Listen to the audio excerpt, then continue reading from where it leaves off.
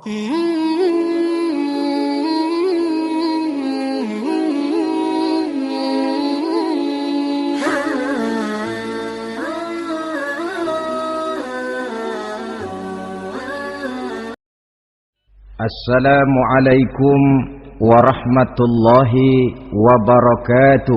Waalaikumsalam warahmatullahi wabarakatuh. Bismillahirrahmanirrahim. Alhamdulillahi rabbil alamin. Wassalatu wassalamu ala ashrafil anbiya'i wal mursalin, Sayyidina wa maulana Muhammadin wa ala alihi wa sahbihi ajma'in, amma ba'du. Saudara-saudara hadirin, ma'asyiral muslimin rahimakumullah. Salah satu dari rukun iman yang 6 mengajarkan kepada kita untuk beriman dengan adanya hari akhirat. Hari yang dimulai dengan kehancuran alam ini, yang dalam istilah kerennya disebut the last day of the world, di mana air laut tumpah ke darat, planet-planet bertabrakan, gunung meletus, bumi gempa, lalu semua yang bernama hidup mati. Terjadilah kebangkitan setelah mati itu dalam kehidupan yang disebut kehidupan akhirat. Pada kehidupan akhirat itu Allah jelaskan dalam surah Abasa ayat 34, Yauma yafirrul mar'u min akhihi wa ummihi wa abihi wa sahibatihi wa banihi likulli imri'in minhum yawma idzin sya'nun yughnih. Hari di mana setiap orang akan lari dari saudaranya, dari ibunya dan bapaknya, dari istrinya dan anak-anaknya. Setiap orang pada hari itu disibukkan oleh persoalannya sendiri-sendiri. Sehingga sangat boleh jadi hari itu orang tua tidak lagi sempat memikirkan anaknya. Seorang suami tidak lagi sempat memikirkan istrinya. Seorang teman pun tidak akan sempat memikirkan teman. Tiap orang sibuk dengan persoalannya sendiri-sendiri untuk mempertanggungjawabkan kegiatan hidupnya ketika di dunia ini. Dalam keadaan semacam itu, di mana orang disibukkan dengan persoalannya masing-masing, ada 7 golongan manusia yang mereka tenang-tenang saja. Orang lain bingung, mereka kalem. Orang lain kepanasan, mereka mendapat keteduhan. Siapa mereka? Inilah yang akan kita jadikan pembicaraan pada pertemuan kita kali ini. Bersumber dari sebuah hadis di mana bersabda Rasulullah sallallahu alaihi wasallam, Sab'atun yuzilluhumullahu yawma la zilla illa zilluh. Ada 7 golongan manusia, kata beliau, yang di akhirat nanti akan langsung mendapat perlindungan dari Allah. Padahal hari itu tidak ada lagi perlindungan selain perlindungan Allah. Sehingga lantaran Allah langsung yang melindungi mereka, maka mereka tidak merasakan lagi kepanasan akhirat. Mereka tidak lagi merasakan kebingungan. Mereka tidak lagi disibukkan oleh persoalan, lantaran mereka langsung dilindungi oleh Allah subhanahu wa ta'ala. Siapa gerangan yang 7 orang ini? Marilah kita lihat satu persatu dengan harapan mudah-mudahan kita termasuk salah satu di dalamnya. Amin ya rabbal alamin. Manusia pertama yang langsung mendapat perlindungan dari Allah, kata Nabi, imamun adil, pemimpin yang adil. Siapa sih pemimpin itu? Dan apa artinya adil? Saudara hadirin, secara umum yang dinamakan adil ialah at-tawassut bainal amraini. Orang yang pandai mengambil sikap jalan tengah dari dua persoalan yang dihadapinya. Biasanya tidak berat ke kiri, juga tidak berat ke kanan. Itu yang disebut adil. Orang yang tidak hanya sekedar bisa menuntut kewajiban dari seseorang, tapi juga bisa memberikan hak kepada orang itu juga disebut adil. Lalu pemimpin itu siapa? Setiap kita adalah pemimpin. Yang besar kecilnya kepemimpinan kita bergantung kepada apa yang kita pimpin. Dan sudah barang tentu bahwa setiap pemimpin akan dimintakan pertanggunggan jawab dari apa yang dipimpinnya. Seorang pemimpin yang adil, dia menaungi orang-orang yang dipimpinnya dalam kehidupan di dunia ini. Pantas kalau di akhirat nanti Allah langsung menaungi mereka. Oleh karena itu, pemimpin merupakan suatu amanah. Jabatan di samping dia merupakan amanah juga merupakan nikmat. Dan nikmat itu akan bergantung kepada pandai atau tidak kita mensyukurinya. Beberapa contoh dalam sejarah bisa kita lihat. Seorang bernama Umar bin Abdul Aziz. Pada saat beliau secara aklamasi dipilih menjadi pemimpin, menjadi presiden, ucapan yang pertama keluar dari mulutnya, inna lillahi wa inna ilaihi raji'un. Coba bayangkan ini. Dipilih jadi pemimpin, diangkat jadi presiden, bukan alhamdulillah, malah inna lillahi wa inna ilaihi raji'un. Kenapa? Dia anggap jabatan itu adalah amanah. Menyia-nyiakan amanah berarti khianat, dan khianat ini adalah dosa besar.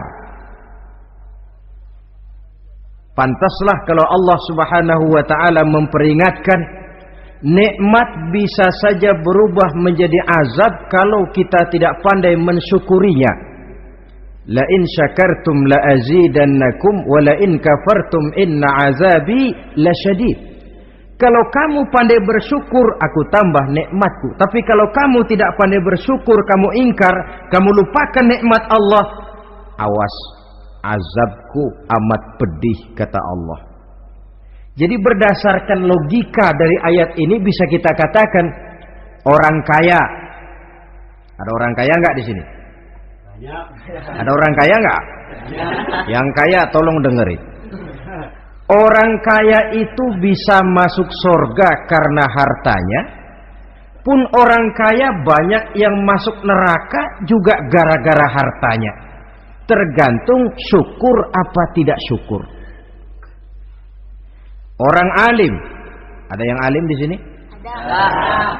Tolong dengerin orang alim, yang ustadz, yang kiai. Orang alim bisa saja masuk surga karena ilmunya, dan orang alim pun bisa masuk neraka karena ilmunya. Pejabat, ada pejabat? Banyak. Pejabat itu bisa masuk surga karena jabatannya, pun pejabat itu bisa masuk neraka karena jabatannya, bergantung syukur apa tidak. Kalau ada orang kaya, hartanya didapat dari jalan yang halal, berusaha menurut yang disyariatkan oleh Allah, lalu hartanya itu tidak cuma untuk ditumpuk 7 turunan, namun juga berfungsi sosial. Dia bantu pembangunan masjid, dia makmurkan majelis taklim, dia santuni yatim piatu. Orang kaya macam itu dengan hartanya, insya Allah bisa sampai ke surga. Tapi kalau ada orang kaya, hartanya didapat dari segala macam cara, asal harta tercapai segala cara halal. Perlu jilat atas, perlu injak bawah, perlu sikut kiri kanan. Setelah dapat harta lalu pelitnya 17 setan. tidak mau zakat, infak, apatah lagi sedekah. Orang kaya macam itu dengan hartanya bisa masuk neraka. Na'udzubillah min. Ada orang alim, dengan ilmunya dia bimbing umat. Dia katakan yang halal itu halal, yang haram itu haram. Dia katakan yang hak itu adalah hak, yang batil adalah batil. Dia tidak peduli apapun resikonya. Orang alim semacam itu dengan ilmunya bisa sampai ke surga. Tapi kalau ada orang alim, dengan ilmunya dia malah membodoh-bodohi orang yang memang sudah bodoh. Yang halal dibilang haram, yang haram dibikin remeng-remeng. Menjadi penjilat kesana kemari. Orang alim semacam itu bisa masuk neraka karena ilmunya. Begitu juga pejabat, pemimpin. Kalau dengan jabatannya sebagai pemimpin dia berlaku adil, menaungi rakyatnya. Orang besar salah dihukum, orang kecil salah juga dihukum. Tidak hanya pandai menuntut kewajiban, tapi juga pandai memberikan hak.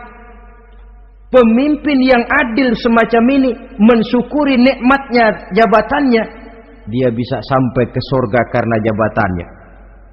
Tapi kalau dengan jabatannya dia berlaku sewenang-wenang,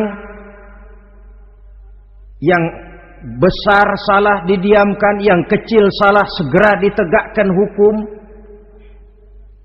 hanya pandai menuntut kewajiban dari rakyatnya tapi tidak pandai memberikan hak, maka pemimpin semacam ini lantaran tidak pandai mensyukuri nikmat, bisa saja nikmat itu berubah menjadi azab. Oleh karena itu saudara-saudara, pemimpin menaungi rakyat, pantas kalau di akhirat nanti Allah langsung menaungi beliau. Siapa pemimpin? Tiap kita. Bapak pemimpin di rumah tangganya, ibu pemimpin bagi anak-anaknya, Pak Lurah memimpin di kelurahannya, Pak Camat memimpin di kecamatannya, pemuda pemimpin bagi dirinya sendiri, akan dimintakan pertanggungan jawab. Kalian para remaja yang hadir di sini memimpin dirimu sendiri. Kau akan ditanya, tanganmu kau lebih banyak gunakan buat apa? Kakimu lebih banyak kau bawa jalan kemana? Lidahmu lebih banyak membicarakan apa? Dan hari pertanggungan jawab nanti kalian jangan berharap akan ada saksi dari luar. Saksinya anggota badan kita sendiri. Dalam surah Yasin Allah jelaskan, Al-yawma nakhtimu ala afwahihim wa tukallimuna aydihim wa tashhadu arjuluhum bima kanu yaksibun. Ada kan di surah Yasin? Ayat berapa? Pokoknya Yasin dah.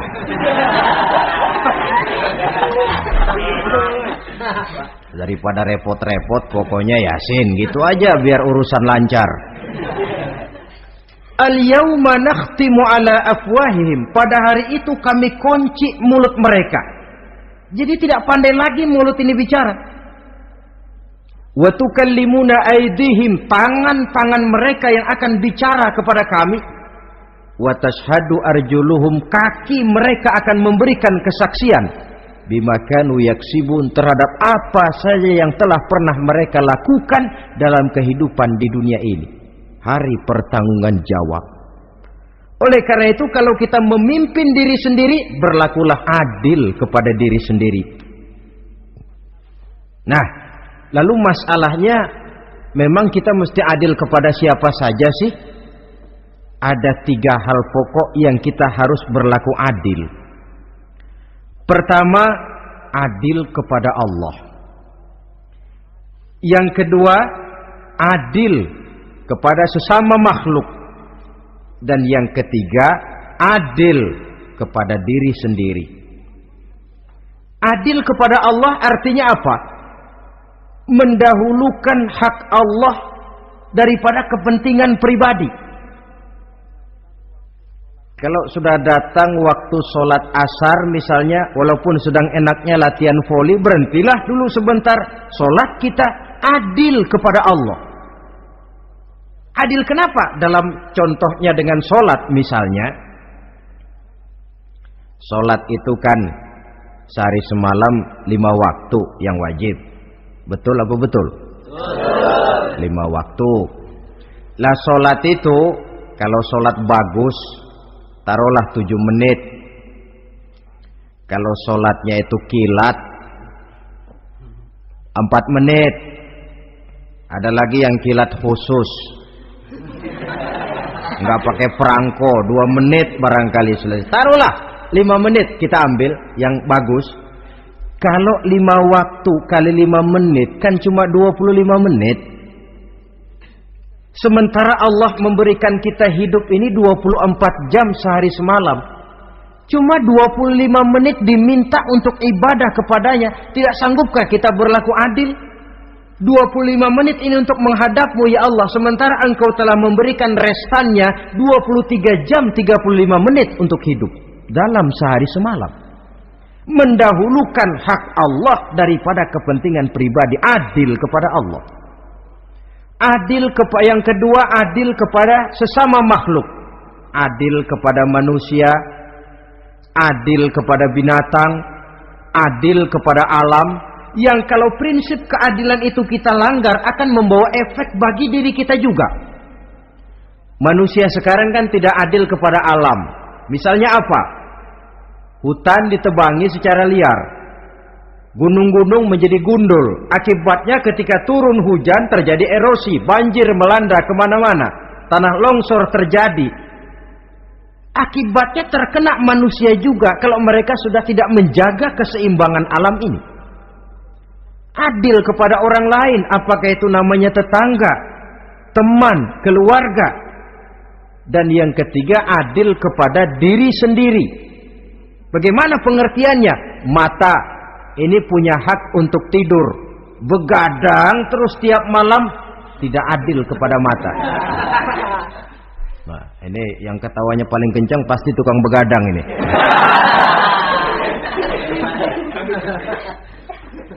Perut ini punya hak untuk tidur. Puasa saja siang malam mengurangi hak perut. Adil kepada diri sendiri. Untuk kehidupan yang akan datang di akhirat pasti akan kita temui. Kita yakini keberadaannya. Yang oleh karena itu, kalau kebetulan kita ini adalah pemimpin, sekurang-kurangnya pemimpin bagi diri sendiri, marilah kita berusaha menjadi pemimpin yang adil. Supaya nanti di akhirat Allah Subhanahu wa ta'ala memberikan perlindungan langsung kepada kita. Amin ya rabbal alamin. Ini yang pertama. Lalu yang kedua, orang yang akan langsung mendapat perlindungan dari Allah, syab nasha'a fi ibadatillah. Orang muda yang tekun beribadah kepada Allah. Anak muda yang rajin ibadah. Kenapa kok Nabi bilang anak muda, bukan orang tua? Apa orang tua yang rajin ibadah Allah enggak senang? Tentu Allah senang. Cuma Allah lebih senang lagi kalau ada anak muda yang rajin ibadah. Sebab apa? Kondisi psikologis. Kalau ada orang tua rajin ibadah itu mah pantas. Emang udah waktunya. Ada orang sembayangnya rajin, masuk masjid, masuk maghrib, keluar isya, malam tahajud, tahlilnya mantap. Umurnya berapa? 70. Enggak istimewa. Itu memang sudah mestinya. Lagian kalau sudah 70 masih bandel aja, kapan mau taubat? Tapi kalau ada anak muda, darahnya masih mengalir dengan panas, dia masih berusaha mencari bentuk-bentuk kepribadian dalam dirinya, dia masih mudah terpengaruh oleh lingkungan, tapi dia sanggup memblokir itu, disalurkannya di jalan Allah, dia tekun beribadah. Allah cinta betul pemuda semacam itu. Sehingga nanti di akhirat mereka langsung mendapat perlindungan dari Allah Subhanahu wa ta'ala. Selalu pembangunan yang mengarah kepada modernisasi diikuti dengan proses pergeseran nilai. Dalam kondisi semacam ini, kehidupan remaja, pemuda yang masih mencari identitas dan pembentukan kepribadiannya mudah terpengaruh oleh hal-hal yang ada di sekelilingnya. Sehingga sangat boleh jadi apa yang dianggap orang dulu tabu, lalu dianggap biasa. Yang aneh-aneh malah dijadikan model. Yang dilarang malah nekat diterjang. Di mana norma dan kaedah-kaedah moral tidak lagi mendapat perhatian yang wajar. Dalam kondisi semacam ini terjadilah proses peluncuran moral. Dan hampir di mana-mana kehancuran suatu bangsa dimulai dengan kehancuran moral daripada generasi mudanya. Oleh karena itu pemuda yang tekun ibadah ini sangat positif dampaknya dalam kerangka pembangunan umat. Pak, ibadah itu apa sih? Kalau jadi pemuda yang tekun ibadah, apa kemana-mana mesti bawa tasbih? Mungkin. Apa mesti pakai peci terus? Boleh jadi. Apa kemana-mana mesti pakai kain sarung? Ya tidak juga. Ibadah kan artiannya luas. Segala perbuatan yang diperintah dan karenanya bertujuan mencapai ridho Allah, itu bernama ibadah. Kalian remaja berangkat menuntut ilmu, pergi pagi pulang siang, membekali diri menuntut ilmu itu ibadah. Kalian pulang ke rumah, ibu bapak memerintah taat kepada orang tua, ibadah. Membersihkan lingkungan, ibadah. Bahkan jaga di waktu malam pun kalau untuk dengan niat bismillah, saya jaga malam ini untuk ketenangan rakyat supaya mereka tekun dan tenang melaksanakan ibadah, itu tercatat sebagai amal soleh yang bernilai ibadah. Jadi tidak cuma sekedar sujud, tidak cuma sekedar baca Quran, seluruh aspek kehidupan manusia yang diperintah Allah dan yang bertujuan mencari ridho Allah itu bernilai ibadah. Pemuda yang tekun melaksanakan ibadah kepada Allah. Apalagi terutama adik-adik remaja yang hadir pada kesempatan ini, masa muda itu masa yang paling indah memang. Sampai orang Kulon bilang, there is not delightful memorize. Iya, barat itu kan Kulon. Saya lebih senang pakai orang Kulon saja. There is not delightful memorize and then the youth moment. Bahwa tidak ada masa yang lebih indah selain masa muda. Tapi masa muda yang katanya indah itu sebentar. Sebentar sekali. Kalau kita tidak pandai memanfaatkannya dengan sebaik-baiknya, boleh jadi dia akan hilang tanpa sesuatu yang ada artinya buat hari depan. Dan hari depan itu sebagian besar ditentukan oleh masa muda sekarang ini.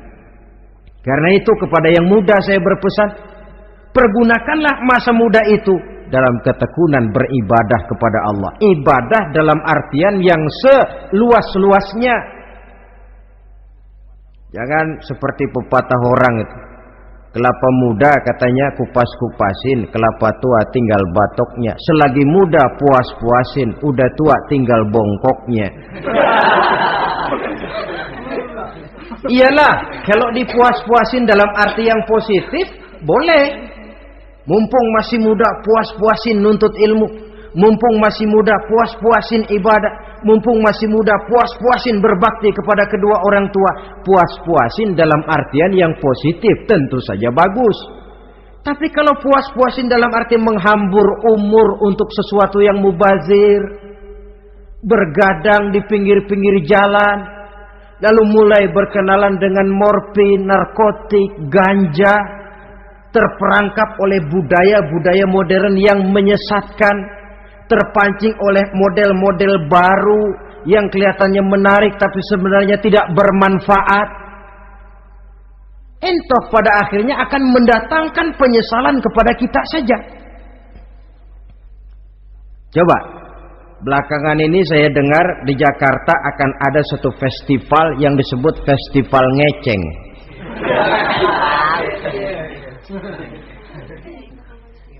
Ngeceng ini kalau bahasa gampangnya nampang. Jadi itu biasanya muda-mudi diri di pinggir-pinggir jalan, pakai kacamata hitam, pakaian warna-warni, rambut dicat sedemikian rupa supaya menarik perhatian. Mereka diri di pinggir-pinggir jalan, nampang, istilah ngepopnya ngeceng katanya. Oh, ini mau diadakan festival, secara langsung atau tidak, festival ini kan mempopulerkan ngeceng jadinya. Yang tadinya orang awam gak kenal, lantaran diangkat ke permukaan jadi terkenal. Kalau sudah terkenal lalu jadi mode, kalau sudah jadi mode, latahan. Boleh jadi nanti akhirnya ngeceng masuk desa. Bukan cuma sekedar ABRI masuk desa, bukan cuma sekedar koran masuk desa, ngeceng pun bisa saja masuk desa. Banyak saluran-saluran positif yang sesuai dengan kreativitas jiwa remaja, ketimbang mengadakan sesuatu yang tidak ada manfaatnya, ketimbang menghabiskan umur untuk sesuatu urusan yang mubazir. Sedangkan umur bukan jatah gratis tanpa batas waktu. Ada pertanggungan jawab. Umurmu kau habiskan di mana? Masa mudamu kau selesaikan di mana? Itu akan dimintakan pertanggungan jawab. Nah, pemuda yang tekun ibadah kepada Allah, dampak positifnya apa? Dia punya sandaran vertikal kepada Allah. Jiwanya besar, jiwanya mandiri. Dan ini yang kita perlukan. Pemuda yang siap jadi pelopor, bukan pengekor. Pemuda yang sanggup mandiri dan bukan membanggakan keturunan leluhurnya. Kata pepatah, wa khairun nasi dzu syarafin qadimin aqama li nafsihi syarafan jadida wa syarrun nasi dzu khumulin idza fakhartahum zakarul jaduda. Generasi yang baik adalah generasi yang punya kejayaan masa lalu, dan buat mereka sendiri mereka mampu mendirikan kejayaan yang baru. Artinya nenek moyangnya memang orang-orang terhormat, tapi dia mampu mandiri mendirikan kehormatan itu bagi pribadinya. Sebaliknya, generasi yang paling jelek adalah generasi pemalas, yang kalau orang lain kelihatan lebih hebat, dia sebut-sebut nenek moyangnya. Lu sih belum apa-apa, bapak gua dong, bapak gua katanya. Lu sih belum apa-apa, om saya dong, tante saya dong. Kerjanya cuma membangga-banggakan leluhur, dia sendiri tidak ada apa-apanya. Ini generasi yang paling jelek. Kalau orang kelihatan lebih hebat, dia sebut leluhurnya, sementara dia sendiri nol nilainya, tanpa ditunjang oleh fasilitas leluhurnya. Pasukan pemuda mandiri macam ini yang kita perlu. Bukan sekedar pasukan pemuda oke bos, kulo nuwun, yes sir, yes man, kumaha juragan wae.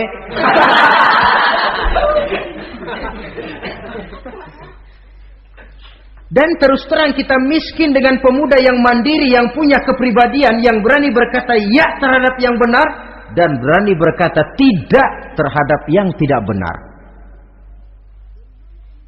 Dari mana ini didapat? Sandaran vertikal dalam bentuk ibadah kepada Allah akan memantapkan jiwa, membersihkan hati, sehingga dia akan berfungsi seperti radar.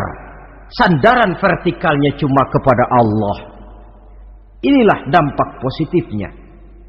Karena itu, tentu saja kita berharap sekurang-kurangnya pemuda-pemudi yang hadir pada kesempatan ini menjadilah pemuda-pemudi yang tekun beribadah kepada Allah. Amin. Amin.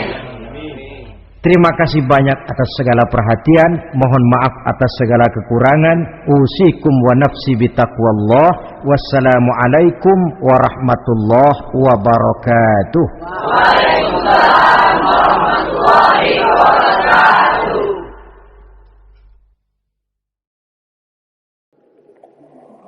Mm-hmm.